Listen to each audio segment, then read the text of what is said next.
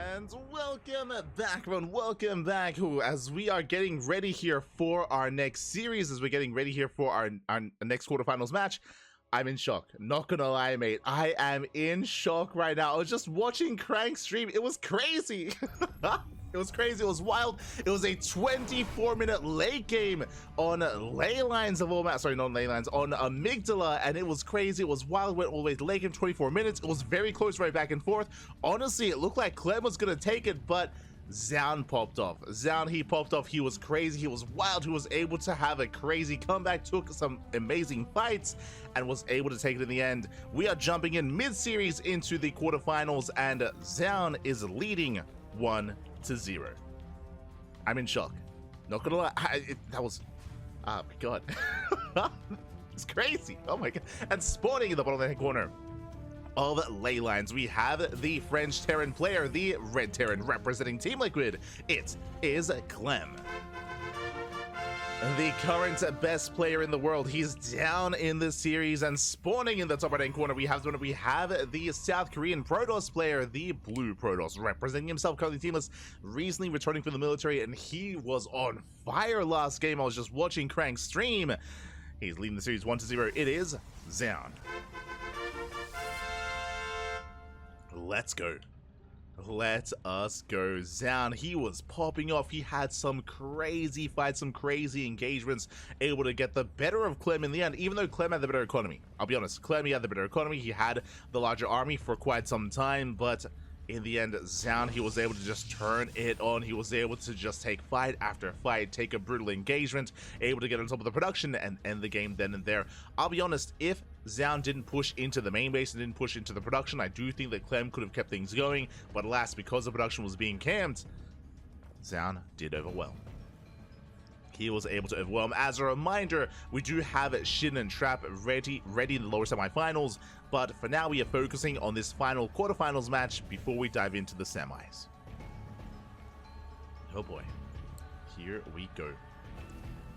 I see in the chat, so Clem versus Zoun match on fire. That game of the year, game of the PTR at least, 100%, 100%. I mentioned before that a lot of these matches on the PTR have been mid-game oriented. We haven't seen too much late game on the PTR tournaments as of yet, but game one between Zoun versus Clem was wild, and I'm very envious that I wasn't able to cast it. I wasn't able to cast it live. I might do like a replay cast at a later date. It's possible. I feel like I might need to. Oh my god.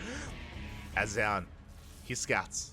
Wow, that was supposed to be a proxy starport, by the way. That was meant to be a proxy starport out of Clem, and the starport is denied. Crazy. Again, double gas opener here for Clem, getting to his 1-1-1. The starport is completely denied. He has to throw it down back at home instead, and he's setting up for Hellion Marine. It was going to be a Hellion drop into the main, or even a Hellion into Liberator. Alas, he has to deviate and come back home. Meanwhile, across the map, it is going to be a Twilight Council opener. Zoun going to be opening up Blink. When it comes to the beginnings of game one, I wasn't too privy to the opener, so I was playing. Also, I was a little bit in the dark as to the early game of game one. For now, though, we are settling in, and it is going to be a 3-gate setup. 1 gateway in the main base, 2 gateways in the natural, 3-gate Blink for Zoun. Hellions are being active. Zoun, after he denied the proxy starport, he's aware of the threat of the Hellions, so he walls up. He fully walls up, he fully walls off, he is ready for Hellion aggression. And the Hellions, they do not find a way into the natural. Not at all. And as Zoun sets up his own proxy. Here we go.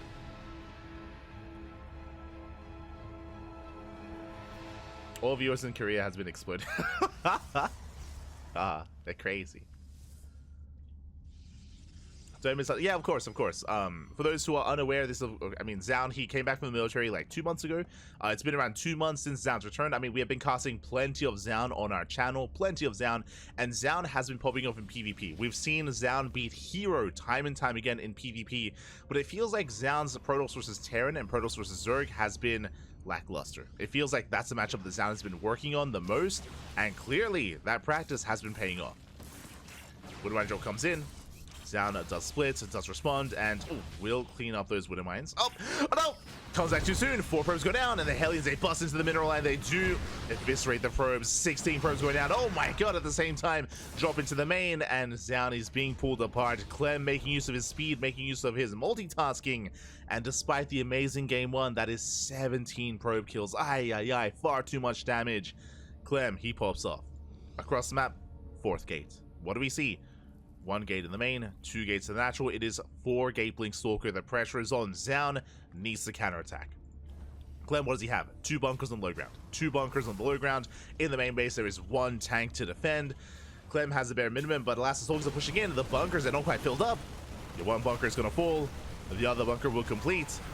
And can Zoun break through? Water tower gets thrown down. Will buy some time. Stalkers are getting low, but so far the blink control is on point. Zoun, he does survive. Does preserve those stalkers.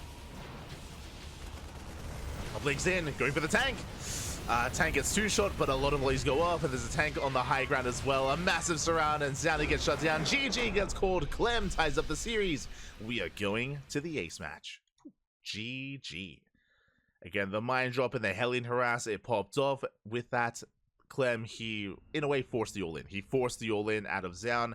It was all or nothing, and Zoun, he had to commit. Alas, Clem was more than ready. Clem shut him down. GG. GG, well played. Clearly, Clem, he was upset. He was angry after that first game, and he is here to make sure everyone knows, everyone is aware just how powerful he is. As I mentioned before, Clem is the best player in the world. He is the world champion. He's the best Terran at least, but really, I mean, he has more than proved his worth when it comes to every single matchup. Clem is primed to win the entire tournament, and Zoun stands in his way. And Zoun is putting up a good fight. Game 2 was a little bit more one-sided, but Zoun clearly has shown that in a longer, later game, Zoun can take it to Clem. He can take it to him. Here we go. As we are setting up here for Game 3 on El Dorado. It is going to be on El Dorado. We've seen this map before. Again, it is kind of budget Golden Wall. Does have a little goal bases, very short rush distance by air. And we'll see how our players do embrace a map like this. I would imagine once again, Clem wants to be aggressive.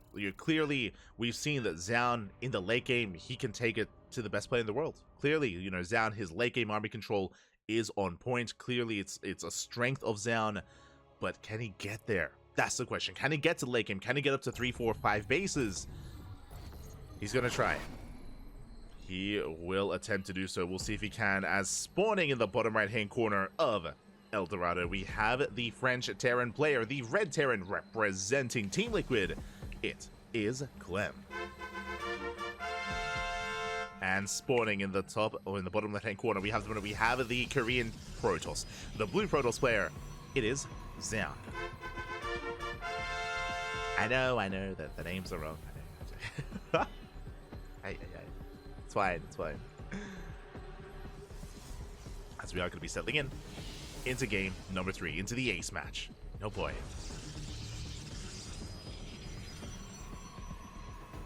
And just like the previous game, my eyes are on Clem. I feel like Clem, he thrives when it comes to the early game aggression, when it comes to specifically his multitasking.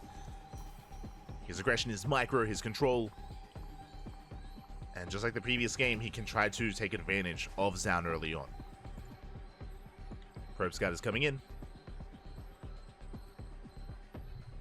Zoun making his way towards the main.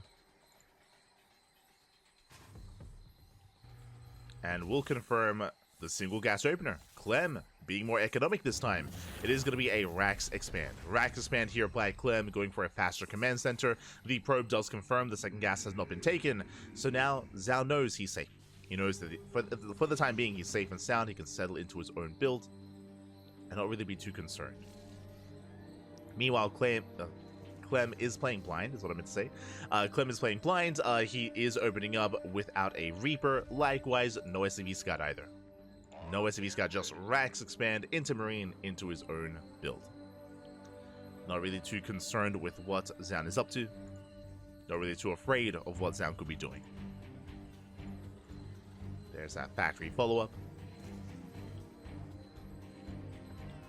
And do you see that Clem is scouting for at least a proxy? He's making sure there's no pylon, there's no gateway. making sure Zoun isn't being too overly aggressive. And there's that safety bunker on the low ground as well. So Clem is setting up.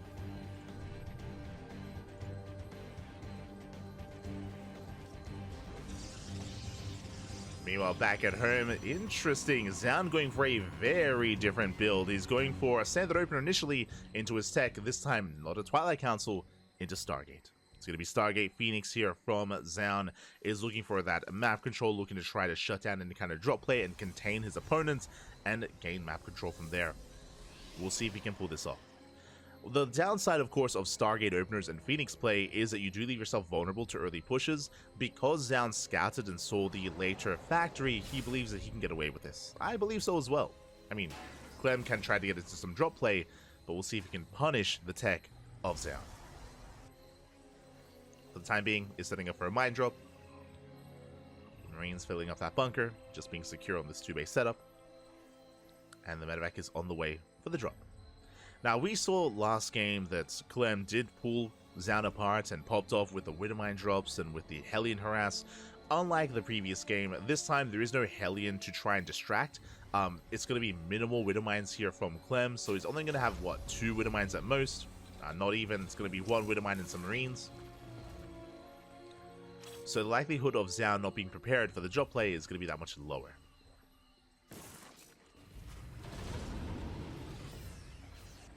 As the drop does move out. Now the purpose here, ideally Clem does not want the Widowmine shot to go off in the mineral line. He wants to hold on to it and make it pop off on the Phoenixes or the gateway units. It's the Marines that are going to be doing the damage instead.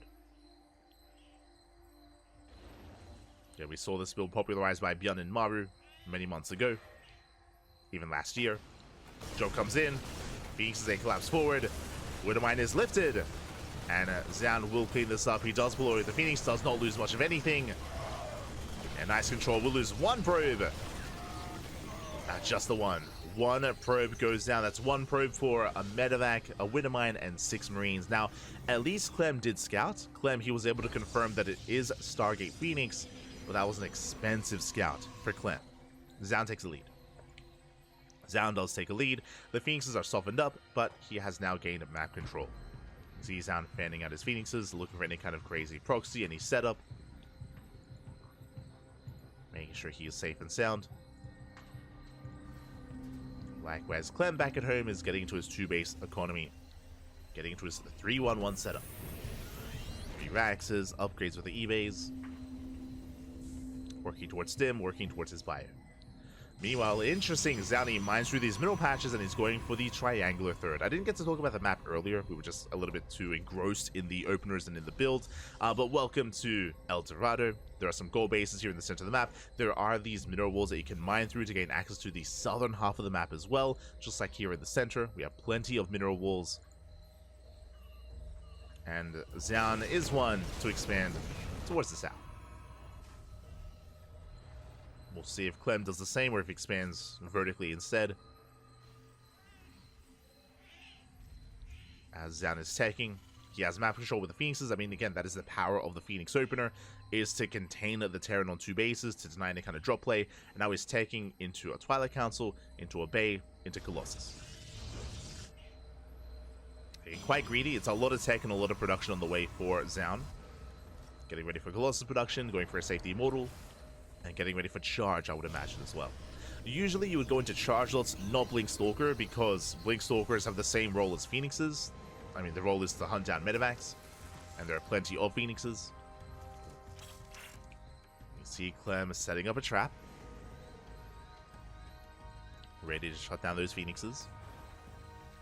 Third CC is on the way. Clem is not going for a 2-base all-in. Is expanding. Is building up.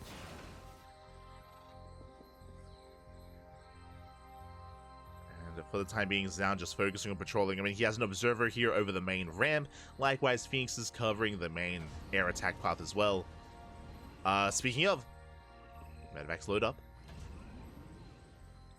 Where is... Oh, God. Where is Clem headed? Clem, he does spot the Phoenixes. He does skirt around the edge of the map. And the Phoenixes this time are not quite in position. Yeah, Zoun, he did maneuver over. Distracted by the main army. And Clem, he gets out. Very cheeky play here from the Terran player. The Phoenixes, they will force back the main army, but the drop is still being active. 2 Widow Mines go down. Nice Wiggles here by Zoun. Going for the Viking. Trades 1 for 1, but the drops, they get into the main. Zoun does spot this, goes for the warp in. He's got Slowless to defend. The drop does rotate over towards the third, but there's a Colossus in position. And Colossus is here. It is targeted down, but it does survive. Shield Battery putting in a lot of work. Medivacs full. And this is a very clean defense. Oh my god, nothing escapes. Zoun, he shuts down the double drop.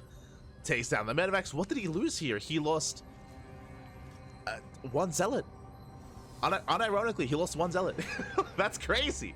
1 Zealot went down. Very nice defense here by Zoun. Shuts down the drop, and now Zoun has gained map control. Oh my god, he has to be very careful though. There is a Widowmine trap set up here in the center of the map. Zoun is being active. Zoun has momentum.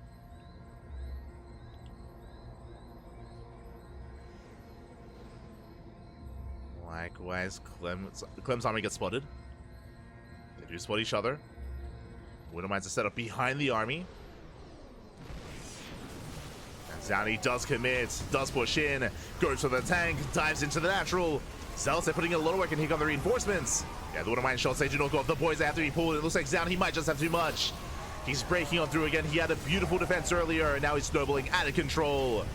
And Clem, the best player in the world, GG gets called. He taps out, and Zoun will take the series 2-1. GG, let's go. Oh my god. GG, well played. Zoun will take it. Again, Zoun, he gained map control. He was able to shut down the aggression of Clem. Very impressive, by the way. Despite the fact that Clem, he got across the map, he was able to sneak out. He was completely shut down. From that moment, Clem was vulnerable. He did have a couple of traps set up. He did kind of have some nice positioning with the Widow Mines, but alas, they didn't come into play. And Zoun, he went straight for the kill after shutting down the drops. He knew that Clem was vulnerable, and he went for it. He did go for it in the end. GG, well played. Zoun will advance on to the semifinals. Let's go. Let us go.